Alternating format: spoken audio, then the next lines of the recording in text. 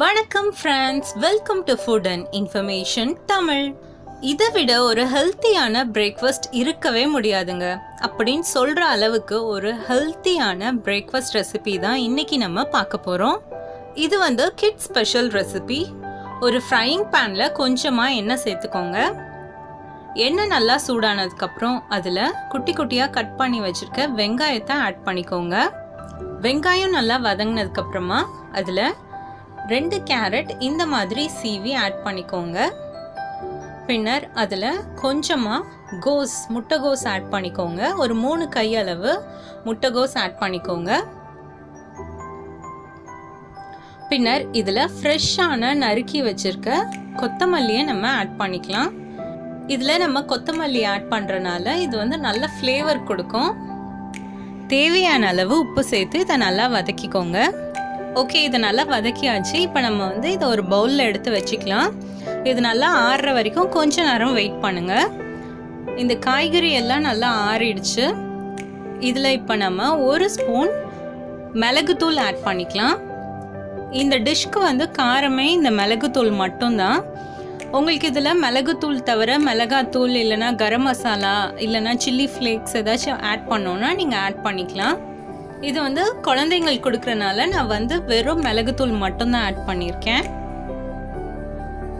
மிளகுத்தூள் ஆட் பண்ணி இதை நல்லா மிக்ஸ் பண்ணிக்கோங்க. ஓகே, நெக்ஸ்ட்டு இதில் முட்டையை உடைச்சி ஊற்றிக்கலாம்.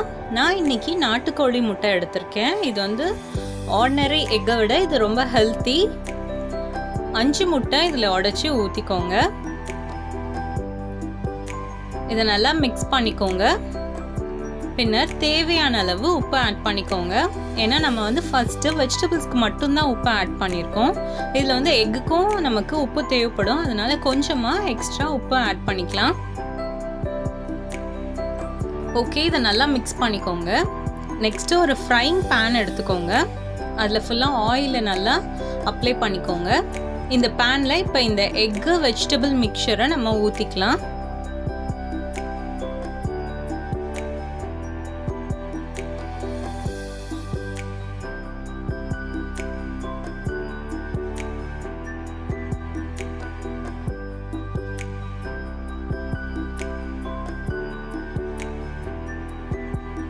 ஓகே, நம்ம ஃபுல்லாக எக்கு ஊற்றியாச்சு. இதில் சைடில் நம்ம ஆயில் அப்ளை பண்ணிக்கலாம். இதை மூடி வச்சு ஒரு 5 மினிட்ஸ் மீடியம் ஃப்ளேமில் குக் பண்ணிக்கோங்க. ஓகே, 5 மினிட்ஸ் ஆயிடுச்சு. இப்போ நம்ம இதை எடுத்து திருப்பி போட்டுக்கலாம். பார்த்து கேர்ஃபுல்லாக திருப்பி போடுங்க.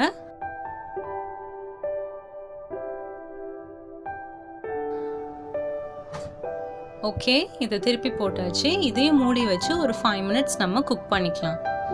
அவ்வளோதான், நம்மளோட ஹெல்த்தியான mixed vegetable egg pancake ready ஆயிடுச்சு. இதை உங்கள் குழந்தைங்களுக்கு செஞ்சு கொடுத்தீங்கன்னா இன்னும் வேணும்னு கேட்டு வாங்கி சாப்பிடுவாங்க. ஓகே ஃப்ரெண்ட்ஸ், இது போல் இன்னும் நிறைய ஹெல்த்தியான ரெசிபிஸ் உங்களுக்கு தெரிஞ்சுக்கணுமா? அப்போ ஃபுட் அண்ட் இன்ஃபர்மேஷன் தமிழ் சேனலை சப்ஸ்கிரைப் பண்ணுங்கள். தேங்க்யூ.